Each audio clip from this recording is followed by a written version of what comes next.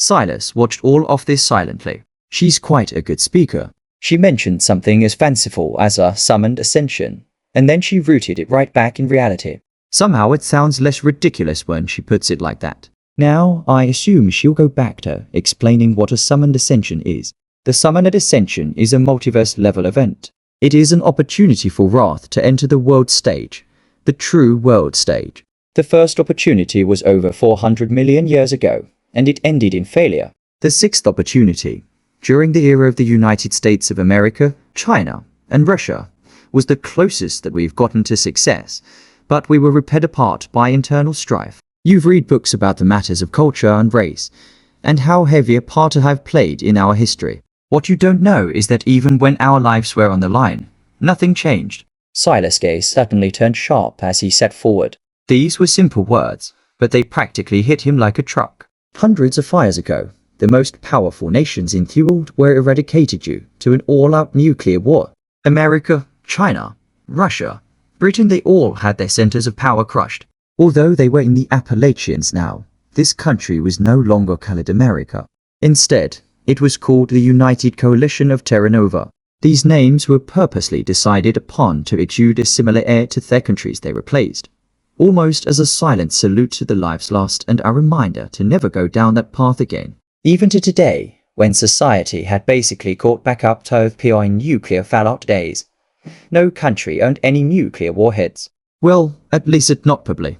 This, though, was just the beginning. In this age, race wasn't truly a thing. If you looked around, most people were quite ethically ambiguous. If Sylas was picked up and dropped into the era before the sixth extinction event, looking at him, it would be difficult to tell if he was Eastern European, Middle Eastern, Hispanic, or maybe even a mixed race descendant of some sort. This was the same for everyone. His parents, his little sister, his grandfather, Astrid, or even the other invitees. All of this was publicly available information, the kind of open secret you didn't even think about while walking through the streets every day. But his streets was just now. They made his heart start racing so long after it had finally calmed down. If after the sixth extinction event, Earth failed again, this time due to internal strife caused by cultural and racial differences, what better way to deal with that than to try to make everyone of one culture and one race? There was even now a universal language across all of Earth. It was a valiant effort, but humans were truly disgusting creatures.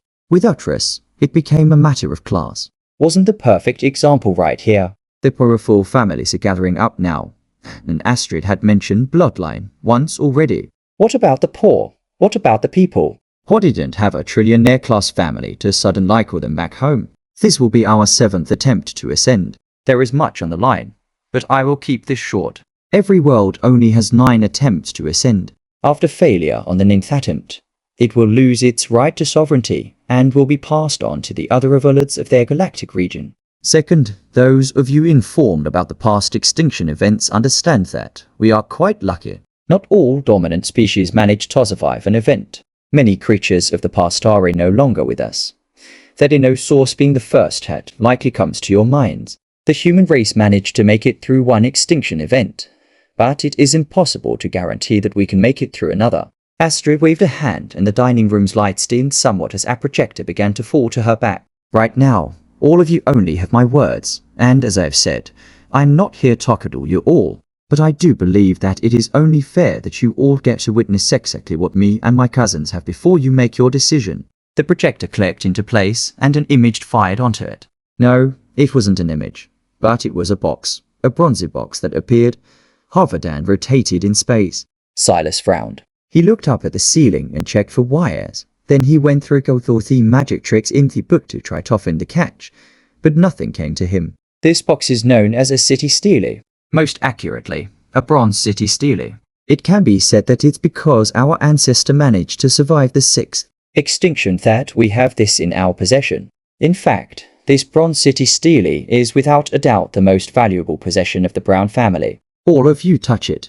The lights returned to normal, and the projector slid back up. Astrid pressed a hand against the bronze city Stele, and it shot across the dining room to the first table. The weight was agonizing. Sylas had to sit there patiently, watching as one gaze after another lit up like a raging inferno.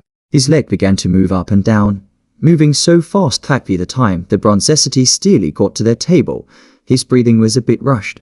Even so, he controlled himself, watching as his little sister eagerly leapt at it first, then his mother, then his father. Sylas, Sylas, Ela pulled at his sleeve. It's so cool. It went like boom, then flash, and then all these words and letters appeared in my head like I was dreaming. But I went dreaming. For the first time, Sylas completely ignored his little sister. His grandfather smiled, pushing the floating cube toward him without even taking a glance at it himself, his gaze carrying a hint of pleasure and a knowing look.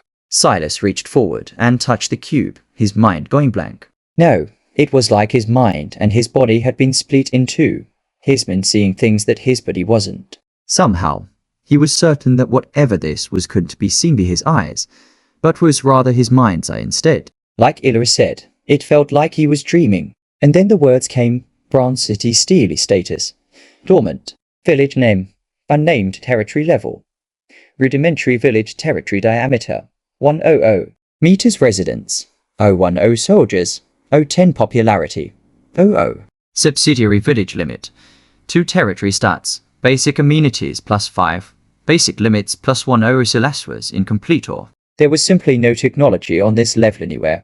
Even VR gaming was still stuck in a projected image era. It was nowhere close to being able to send something right into her brain.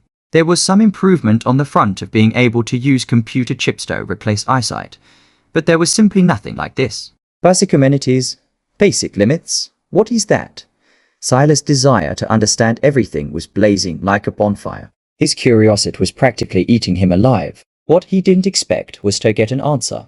Basic amenities, crop output, village attraction, talent buff, basic limits, territory diameter, residents, soldiers, subsidiary, village limit. Sylas was stunned into silence, not by the response, but rather by what the response meant. It read my mind. It read my mind and then responded in kind. How was that possible? He already knew from that moment that he wouldn't be returning home.